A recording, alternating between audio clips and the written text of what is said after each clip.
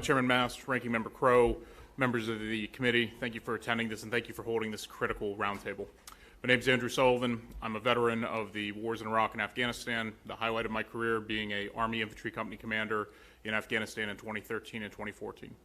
I currently serve as the Director of Advocacy at No One Left Behind, the oldest charitable organization that works to support our Afghan and Iraqi SIVs. I'm humbled to testify today because I feel an obligation to speak on behalf of people that can't be here. Some of the people that can't be here today include over 50,000 Afghans that have reached out to No One Left Behind since the fall of Kabul. It also includes over 120 volunteers that work for No One Left Behind, that sacrifice their time and their mental health for free to try and help Afghans, many of whom they've never met. I also speak on behalf of 830,000 American veterans, many of whom are suffering from acute moral injuries caused by abandoning our wartime allies. It's a feeling I share. But most importantly, I feel the need to speak on behalf of the Afghan allies that were killed by the Taliban. In September 2020, No One Left Behind released a report in which we cataloged over 300 interpreters or their family members that were killed by the Taliban due to their association with the U.S. mission. Unfortunately, since the U.S. withdrawal, that risk has not abated. In fact, it's only increased. In December of 2022, No One Left Behind issued a survey to over 13,600 Afghans that were in our network. We asked them if they knew of any reprisal killings of SIVs who were waiting on processing of their visa. Many of the responses we received didn't actually detail deaths, but were instead just, incredibly moving pleas for help. But in addition to these cries for help, we received 242 responses of extrajudicial killings of Afghans that were waiting for evacuation. We could not independently verify each of these accounts. The ever-present and terrifying threat of Taliban violence suppresses these stories from being told. As one respondent stated about the killing of his cousin, quote, "This may happen to anyone who supported the U.S. government in Afghanistan, but the Taliban closed the media coverage to share these kinds of news." The victims in these stories all had some affiliation with the U.S. government, and all would have very compelling cases for U.S. refugee admissions program. But in addition to the 242, over 100 were at some stage of the SIV application process or had very clear prima facie SIV cases. These Afghans were our closest allies. They were employed directly on behalf of America, but rather than receive safety in the U.S., they faced brutality at the hands of the Taliban. One of the starkest cases for me that stands out, it was of an interpreter that was killed in Jalalabad in September of 2021.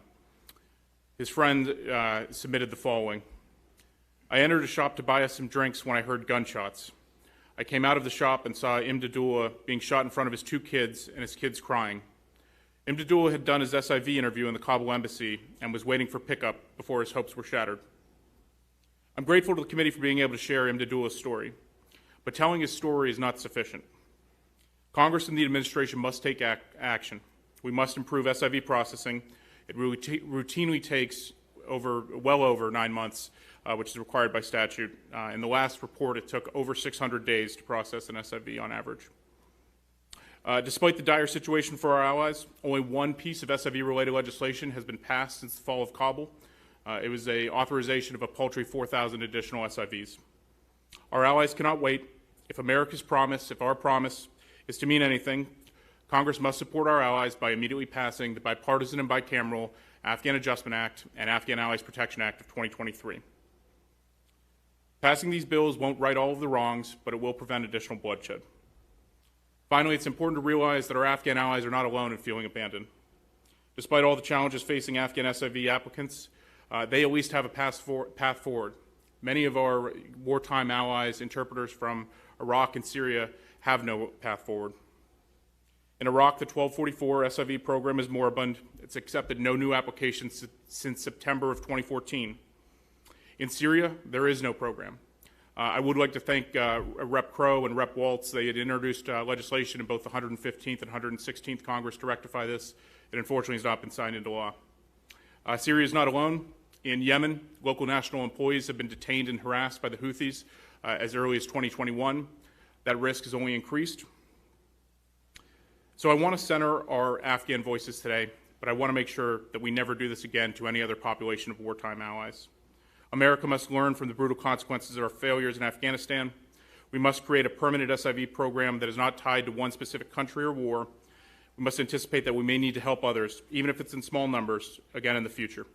A permanent path for those who sacrificed and worked on our behalf would empower the U.S. military to recruit local national allies. It would strengthen our national security and would save lives for decades to come.